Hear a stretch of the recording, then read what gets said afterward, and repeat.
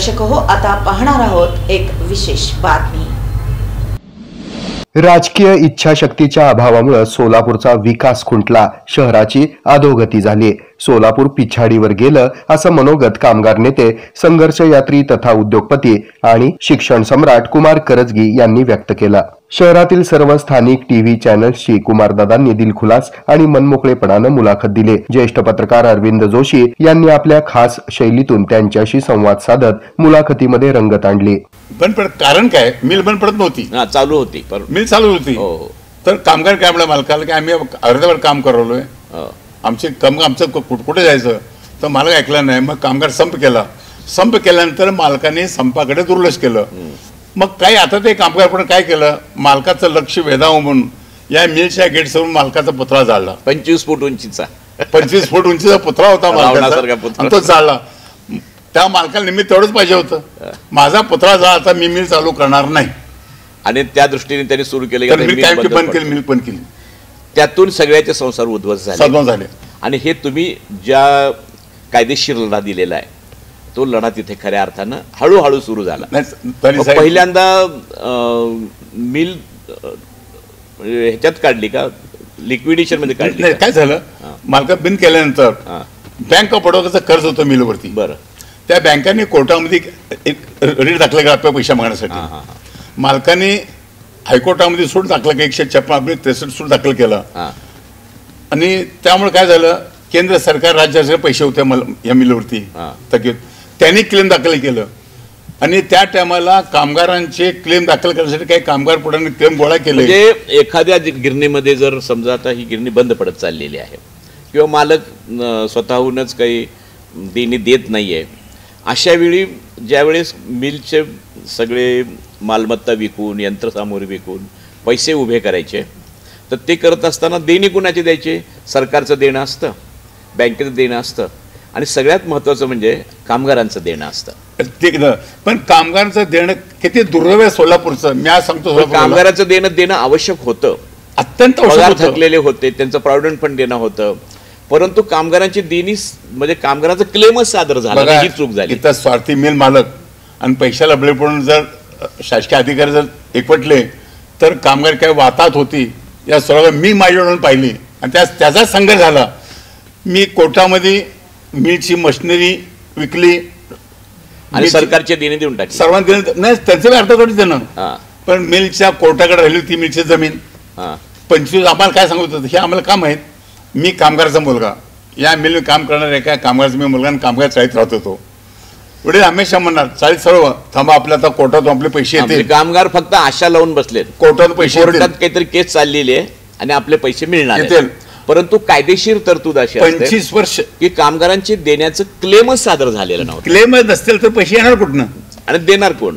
मग काय मागणीच केली नाही तर पैसे देणार कोण? 63 ते 1988 पर्यंत, बरोबर, 88 साली कामगारांचा क्लेमच नाही, क्लेमच नाही तिथं। कुणी आशा दाखवली, फक्त आशा दाखवली, क्लेमचे फॉर्म भरून घेतलेत, सर्व पुढाऱ्यांनी कामगारांच्या स्वराज्य कामगारांची फसवणूक केलेली। आणि क्लेम भरून तर घेतले मी दाखल केले नाही, दाखलच केलं, मालकाचा पैसा खाला, त्यामुळे कोर्टामध्ये कामगारांची देणी हा विषय झाला नाही, 1% सुद्धा नाही। जुनी मिल स्थापनेपासून ते मिल बंद पडेपर्यंत, त्यानंतरचा लढा, संघर्ष, न्यायालयीन प्रक्रिया, कामगारांच्या देय रकमा, घरकुल आदी विविध विषयांचा उहापोह उद्योगपती कुमार करजगी यांनी केला। सध्याच्या काळाची गरज म्हणून उभारलेल्या अद्ययावत शैक्षणिक संकुलासंदर्भात ध्येय धोरण त्यांनी विशद केले।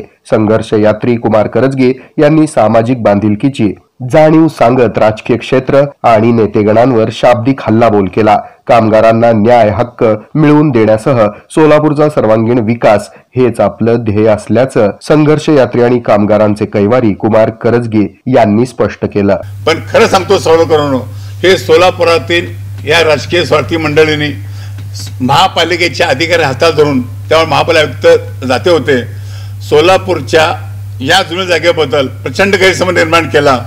एवढे जाणवं की जागेसाठी पैसे भरले लोक काय हाताशी धरून, म्हणजे आता पुढचे 75% वसूल करण्यामध्ये तुम्हाला अडचण यायला लागली, अडचण झालं, लोकांचा दिशाभूल करण्यात आली, हे तुम्हाला मिळणारी नाही आहे। आणि कोर्टामध्ये कोर्टाच्या लिलावाटीप्रमाणे जर 75% 3 महिन्यात जर नाही भरली, ही भरलेली 25% रक्कम सुद्धा जप्त होणार, त्यामुळे लोक बिथरले, पैसे कोण दिलेच नाही. पुन्हा एक वळण आलं सगळ्या इतिहासाला.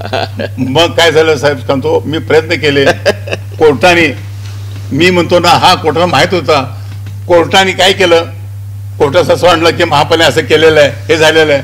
तर कोर्टाने एक आदेश पारित केला, तीन दिलं. काय म्हटलं, जर तुम्हाला अशा अडचणी केल्या असतील तर तुम्ही 50 लाख रुपये डिपॉझिट करा, तुम्हाला काय थोडं जागा आम्ही 10 एकर जागा रिलीज करतो. हे आदेश दिले कोर्टाने सहकार्य केलं छान. तुम्हाला एवढं दिल्यानंतर मी आज, ते न्यायाधीश कोण होते सर? न्यायाधीशापेक्षा आज ह्या जुन्या जागेसाठी पैसे भरणारे प्रचंड एक म्हणून 10 कोटीचा मालक आहे. पण ह्या 778 लोकांनी म्हणून 50 लाख रुपये मला देऊ शकले नाहीत, कारण त्यांची दिशाभूल झाली, त्यांची दिशा झाली. त्यांना दोष देत नाही, पण 50 लाख सुद्धा आम्ही कोर्टात भरू न शकल्याने या 768 भरलेली सर्व 2,46,00,000 रुपये जप्त झाली. जप्त झाल्यानंतर मी माझ्या अंगामध्ये संघर्षाचा, माझ्या वडिलाचं एक संघर्षाचं बीज होतं. मी काय केलं, हायकोर्टामध्ये गेलो, ते जप्त झालेले पैसे एक रीट दाखल केलं. जगजित धनुका यांनी यांच्या गेल्यानंतर त्यांनी झालं की म्हणलं हे जप्त झाले पैसे कामगाराला वाटा, कोर्टाच्या ऑर्डर प्रमाणे. आणि मी माझं ध्येय काय साध्य केलं, इकडे ते जप्त झाले पैसे कामगाराला वाटप केले. माझे कामगार खुश झाले त्या कामगार. पण हे इकडे मी ते पैसे वाटल्यामुळं ही प्रतिष्ठित मंडळी, डॉक्टर वळसंकर, तुळपुळे, ही मंडळी, कुमार, आमच्या आयुष्यामध्ये असं कधी नव्हतं. आमच्यामुळे लोकांनी पैसे भरले. किती नाट्यमय वळण आहेत बघा सगळ्या प्रकरणात. ते तुमची जप्त होणं, तुम्हाला फायनल म्हणजे त्या बिल्डरनी बोली संपली असताना 5 कोटीला पुन्हा बोली करणं, ती तुम्ही उभं करणं, त्यात लोकांमध्ये येणारं दिशाभूल होणं, आणि यातून एक चांगलं साध्य झालं म्हणजे जप्त झालेले पैसे कामगाराला द्या म्हणून सांगितलं. पण आता तुम्ही कोर्ट म्हणजे ते पैसे मिळालेच की कोर्ट रिसिव्हरला. आता तुम्ही 3 कोटी वरचे पैसे 75% रक्कम तुम्हाला भरायची आहे. मग तुम्ही ती पुन्हा कशी उभी केली? पण काय कोर्टाने पण लिलाव रद्द केला त्यांनी, कोर्टाने. मग मी काय केलं, मग 2,40,00,000 मात्र कामगारांना मिळाले. बापरे. मग मी काय केलं, डॉक्टरांना वचन दिलं, डॉक्टर साहेब, ज्या लोकांनी जुनीमध्ये प्लॉट मिळाले 30 कोटीचे पैसे भरले होते, एक तर कोर्टातून त्यांचा पैसा परत मिळून देईन अथवा त्यांना जागा मिळून देईन. म्हणून मी जुनीमेच्या गेट समोर 10 वर्ष आंदोलन केलं, सत्याग्रह केला. कोर्टाने 3 वेळा जागा लिलाव जाहीर, पुन्हा लिलाव काढला, पण आमच्या आंदोलनामुळे लिलाव काय होऊ शकला नाही. आणि मी जाताना काहीही घेऊन जाणार नाही, हे निर्वार सत्य आहे.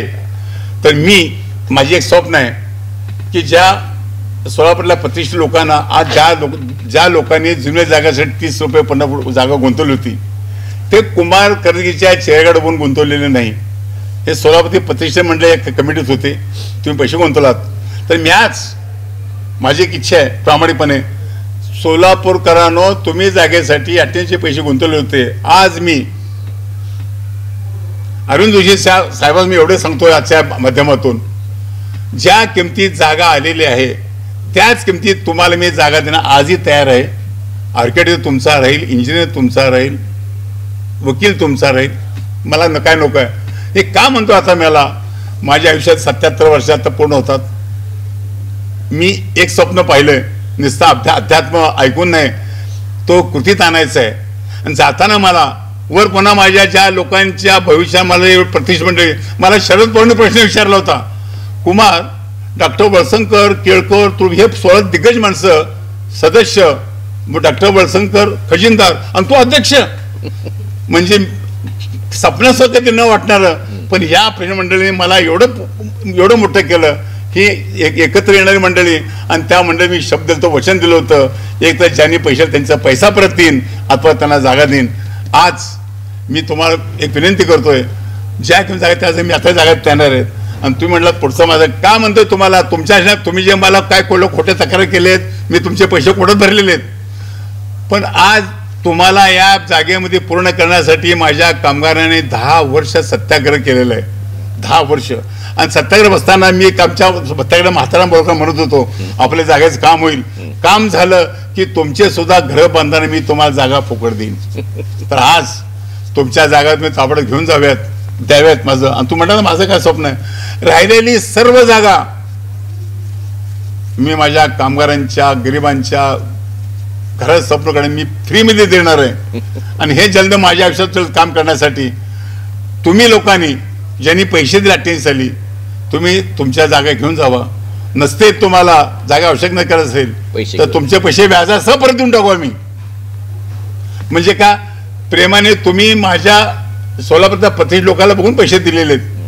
आज अनेक लोक तुम्हाला फसवणार नाही, अजिबात नाही, सपना सुद्धा फसवणार नाही. आणि ज्यांनी सत्याग्रहात भाग घेतला त्यातले जे हयात आहेत किंवा त्यांचे वारस आहेत त्यांच्या वारसाला त्याची कमिटी केली मी, त्यांना मोफत जागा देणार. त्यांची कमिटी केलेली आहे. त्या कमिटीला मला या राहिल्या जागा सर्व मोफत द्यायच्या आहेत. आणि कुमारकरीच्या वडिला आजोबाची शेती होती माझी, त्याची किंमत 50 फूट वाढलेली आहे. हे आहे मेट्रोकास्ट केबल नेटवर्क आणि आपण पाहत आहात the news plus. News plus बरंच काही.